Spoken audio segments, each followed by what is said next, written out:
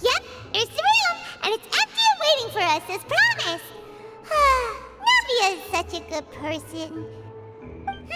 Now that the serial disappearances case has been solved, no one's going to come after us for anything. Even without Silver standing guard, we can just completely relax. Why don't we stay and rest up here for a while? Even machines in Fontaine need to stop and recharge now and then. Oh, come on! This place isn't that bad. Besides, how often do we get to stay in an actual base? Oh, fine. Remember that detective story Paimon read before? Well, the author is about to release a new book, so Paimon wanted to buy it as soon as it came out and have a quiet place to read it.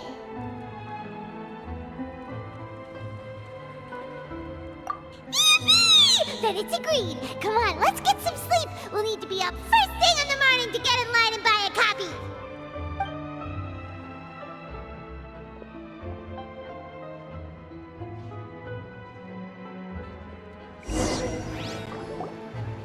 Paimon didn't expect that style at all. Even though it's a detective novel, it's also like a social documentary. Whew. It's actually pretty good. No! Paimon just spends a bit more time sleeping than you, that's all.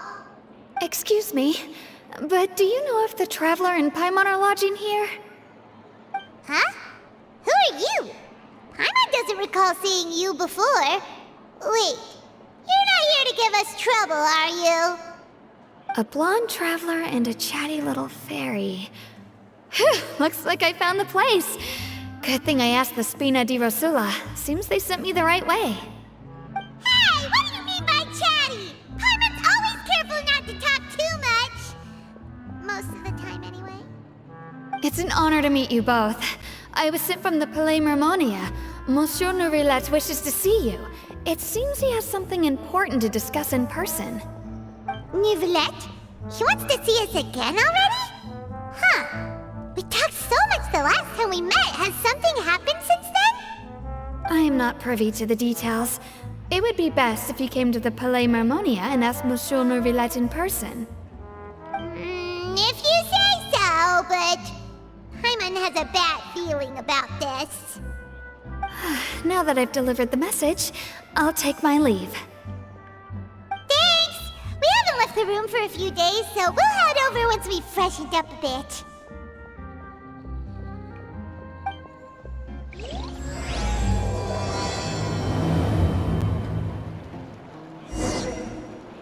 Adventuring underground is way more fun than I thought.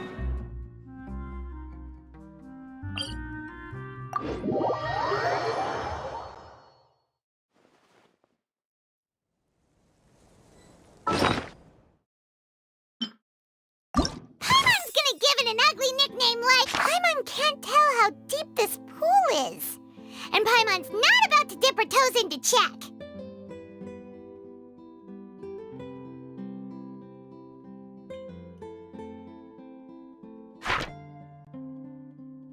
Paimon's super shocked for sure, but isn't there an age mismatch? Or is Paimon still missing something? Paimon can't bear to look anymore. He should be able to prove now.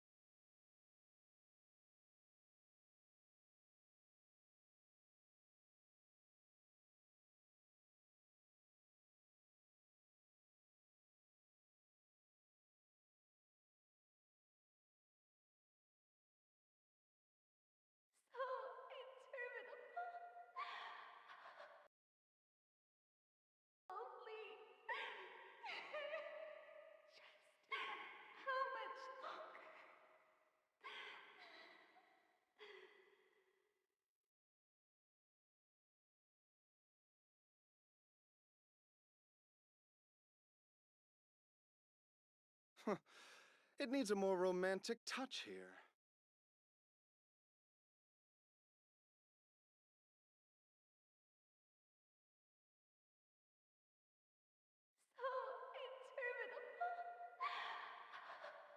So lonely. Just how much longer?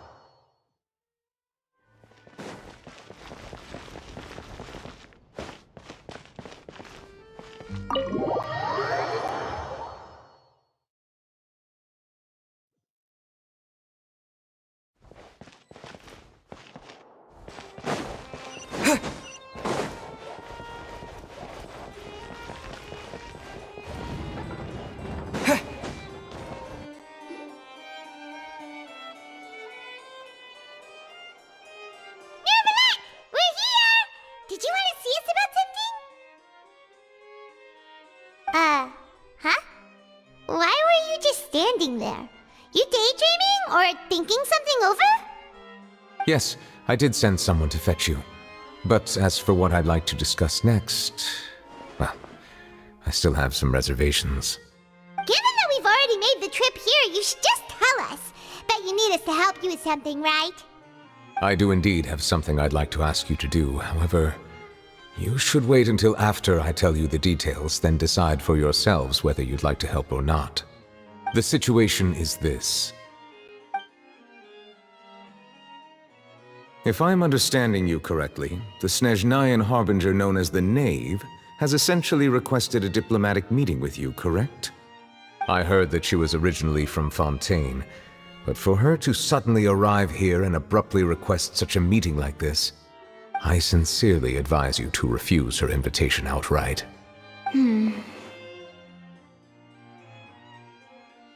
I'm sure you're aware that her purpose is most likely related to Child's recent predicament. We convicted one of the Snezhnayan Harbingers in a court of law, but we have yet to provide any form of detailed report on the matter. This does indeed provide an opportunity for Snezhnaya to put pressure on us. I believe we should adopt an evasive stance until we can provide a proper explanation and have a preliminary plan on how to deal with the matter. No, we shouldn't. I think we should agree to the meeting. Oh? Well, you see, we are the ones that owe an explanation. If we keep putting off the meeting, it could easily result in the problem escalating, right? It's like a fight between two friends. If they don't agree to see each other and talk in person, isn't it possible that the friendship could end entirely? Though diplomatic relations between Fontaine and Snezhnaya could be considered as friendly, it is only superficially so. You wouldn't go so far as to say that our nations are friends, as you did in your example. It was just an analogy. An analogy, okay? Moreover, even if we were to talk in person, if we don't have sufficient information prepared, it is quite possible the result wouldn't be restored relations, but a complete falling out. I don't think we should overthink those possibilities yet. Ahem. Even if the logic of the divine is not immediately apparent, its wisdom will only be revealed with time. Besides, you'll be at the meeting. If any problems do pop up, you'll have no problem navigating them. I must clarify that interacting and communicating with people outside of court is not my cup of tea. It seems you think too much of me. But more importantly, when did I agree to join the meeting with you? You mean you won't come? No, that won't do. I can't go to the meeting alone. You have to accompany me. I must take you with me. Lady Farina, could there be something else regarding this matter that is being kept from me? No, not at all. Look, I am the Hydro Archon of Fontaine, Focalor, the god of justice who is loved and adored by many. So I only hope that justice will be served in this matter. Don't overthink it. I'll go find someone to arrange the meeting.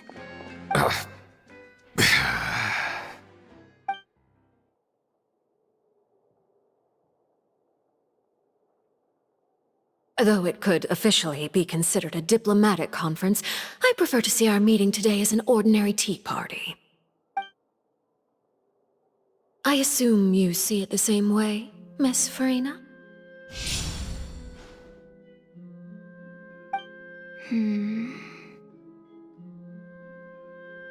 Lady Farina?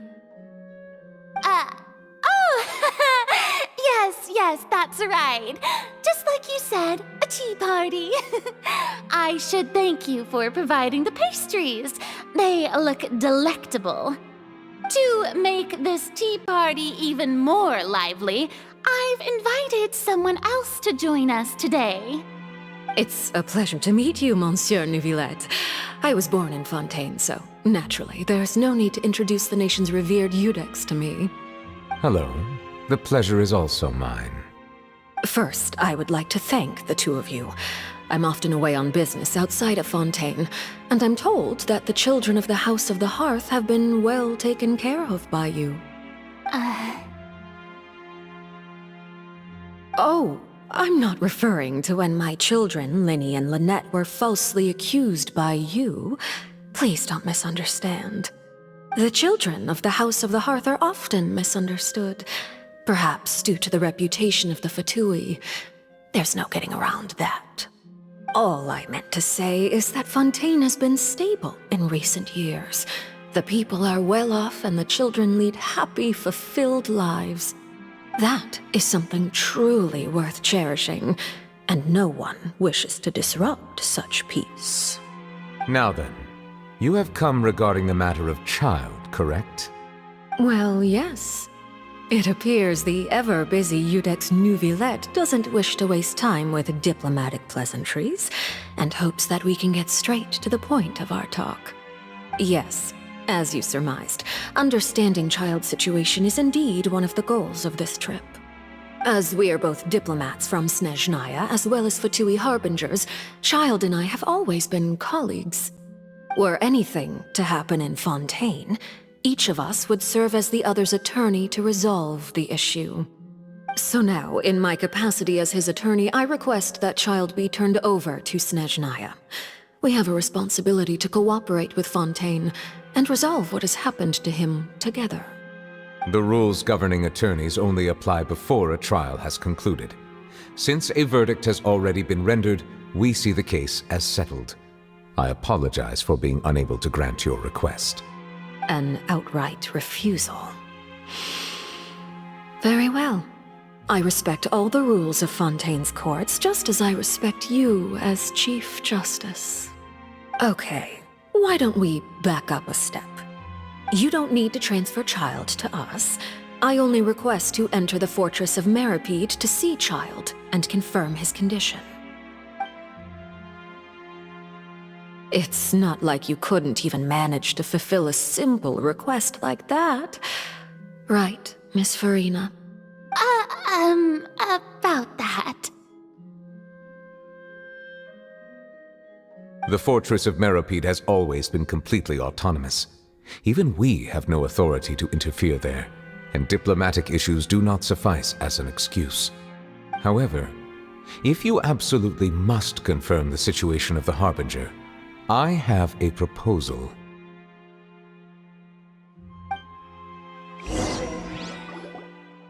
The knave showed up already? Well, Linny did say that Father will be returning soon.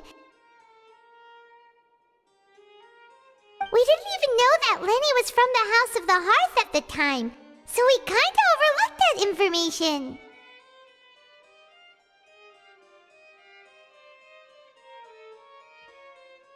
Yes, thank you for your kind advice. I'm well aware of the situation. I also noticed that Lady Farina acts a little odd and unnatural whenever I bring up matters related to the knave. Could the knave be threatening Lady Farina or something? If that were the case, then why wouldn't Lady Farina inform me? And what means could the knave possibly have to twist the arm of an Archon? So maybe that's not very likely. Even though Farina can act a little weird at times, she's still an Archon. In reality, this problem is even more thorny than it appears. According to reports from the fortress of Meropide, Child recently disappeared under mysterious circumstances. The details are still unclear. We cannot rule out an escape, but there have also been no reports of him outside of the fortress of Meropide. Special guards oversee the fortress, and its internal systems are extensive.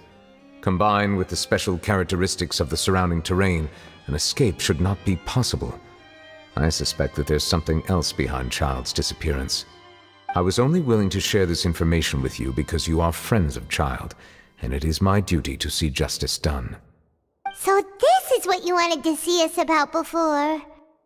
Yes. I would like you to go to the fortress of Meropide and investigate Child's disappearance. This was my proposal during our meeting with the knave. Rather than allowing her to intervene, I offered to send someone to find out about Child's situation and report back to her in detail. The knave did not seem satisfied by my proposal, but she still agreed to go along with it for the time being. Her words were, "We will talk more once we have that report." So that means we bought ourselves some time.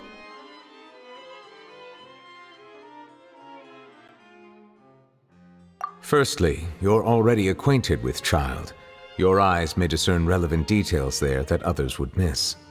And secondly, is the consideration of the unique nature of the fortress of Meropide. Isn't it just Fontaine's prison? I would not define it so crudely. The fortress of Meropide is not affiliated with the court system of Fontaine on paper. It has always existed as an autonomous entity. Early in Fontaine's history, criminals were punished with exile, not imprisonment. Even today, sentences against convicted criminals still include exile, just as before. The fortress of Meropide may seem like a prison, but it should in fact be regarded as a gathering place for exiles. All we do is dispatch guards to keep watch and help maintain security, but we have no right to get involved with any other matters. Although I do have a personal relationship with the administrator there, neither myself nor the courts have the right to be directly involved with the investigation, no matter how serious the grounds. Oh, Paimon gets it now. That's why you need us to conduct our own investigation as a third party, right? Correct. I will arrange false charges against you so that you may secretly investigate inside the fortress during your detention. This will save us a lot of unnecessary trouble. So, are you two willing to accept my proposal? Yeah, no matter how you look at it, it seems we're the best choice.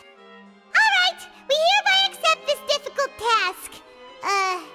Reluctantly. You two have my sincere thanks. This matter is of critical importance to Fontaine's current situation. Also, I hope that both of you can keep this operation a secret. We will rendezvous at the Fortress of Meropide's entrance on Erinius once you've prepared yourselves. I will arrange for someone to take you inside. Prepared ourselves? Is there something we need to prepare? Perhaps you could enjoy a good meal and have a nice bath. I'm afraid that living conditions inside the fortress are nothing like those on the outside world. Oh, right! Even though we'll be there on trumped-up charges, we'll be in prison for real. On second thought, is it too late to back out? Please do not worry. Since you are sacrificing both your time and quality of life for the sake of delivering this report, you will be compensated according to the highest standards permitted to legal staff, regardless of the outcome. Now that's more like it! Come on, Traveler, let's go eat the best meal we can find! We'll eat so much that we won't need to eat another meal for a whole month! You're a treat! Are you leaving now? In that case, please take this cake as a token of my personal gratitude.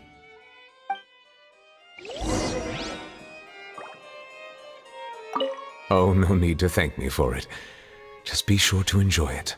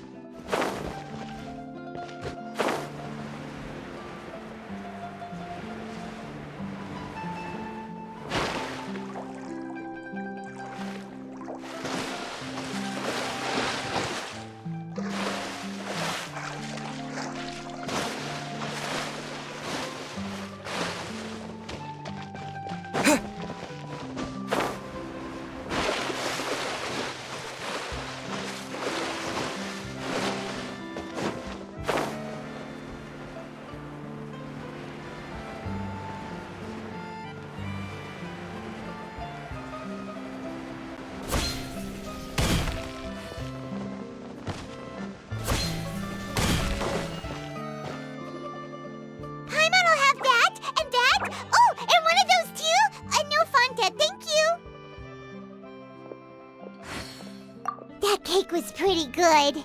But as soon as Paimon remembered that we were about to go to prison, Paimon's stomach suddenly became completely empty. Now that Paimon thinks about it, we've always been super careful ever since we arrived in Fontaine, just to avoid breaking any strange laws here. But here we are, about to willingly send ourselves off to the fortress of Meropide. Maybe this is what they call fate. Let's just try our best to investigate everything quickly once we get there. Paimon doesn't want to stay in prison too long.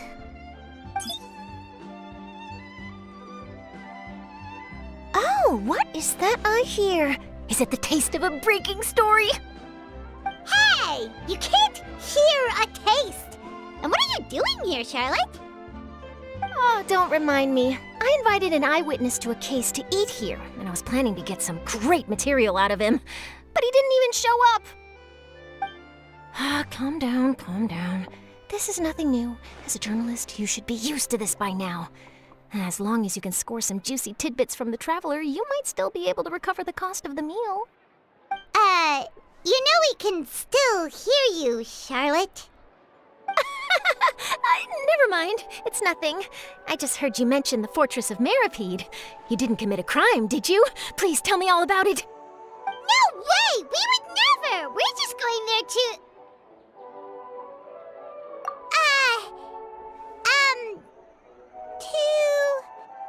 Oh no, Paimon almost forgot that Neverlet told us to keep it a secret!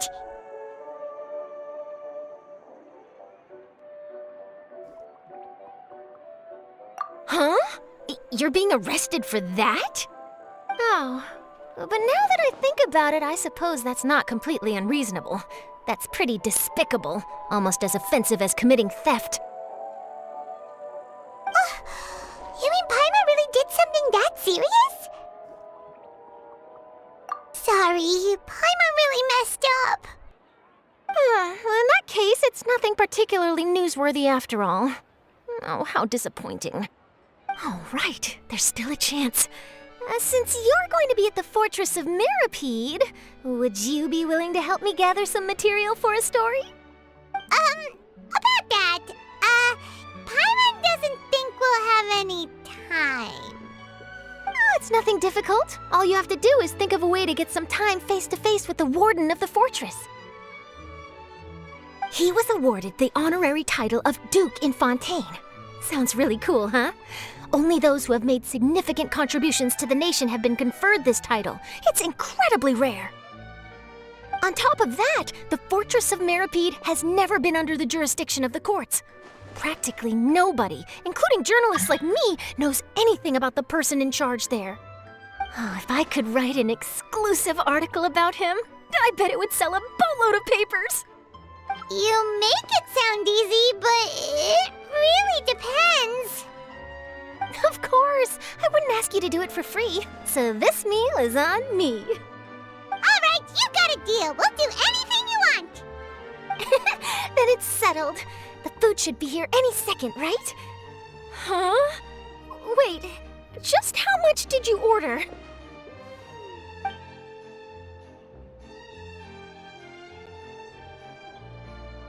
Oh, Paimon's so full. Well, guess we have nothing to regret now, so let's get going. Wait.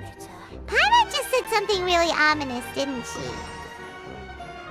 I had no idea you could eat so much. That didn't go according to plan. Please, please, don't forget about the material for my news article.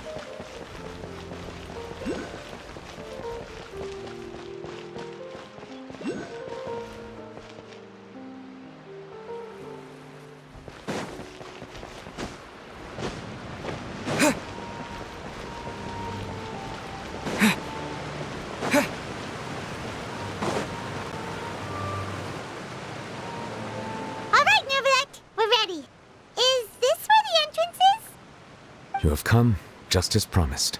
Yes, this is the one and only entrance to the Fortress of Mirapede from Araneus. Careful. You may want to step back a bit. Whoa! So you have to go down from here? Is the prison underwater? Utilizing both the barrier of the water as well as the fear humans have of the depths, the Fortress of Mirapede is naturally the perfect place to confine and guard criminals. But do not worry. It is not nearly as frightening inside as you may think. You will see for yourselves once you are down there. Paimon hopes you're right. Don't know about you, but just thinking about being at the bottom of the sea like that gives Paimon the heebie-jeebies. Oh, and there's one more thing. I mentioned that I have had personal dealings with the administrator of the fortress, Writhsley. He's a very shrewd fellow. Yeah, we heard about him too. He's that Duke, right? Correct. He is the highest-ranking manager of the underwater prison. Even though you are going there to investigate at my behest, it would behoove you to avoid any confrontation with him or any of his subordinates. The Duke rarely ever leaves the Fortress of Mirapede, but that does not mean he is not privy to all that is happening inside and outside the fortress. He is quiet, but not unaware, so please bear that in mind. All right, that's about all the time that we have to talk privately. I'm counting on you two. Don't worry, we won't let you down. Good. Madeline! I'm here, Monsieur Nervalet. These two are the newest convicts, I presume? Don't worry, they won't escape on my watch. Like we would try. Please follow me, you two.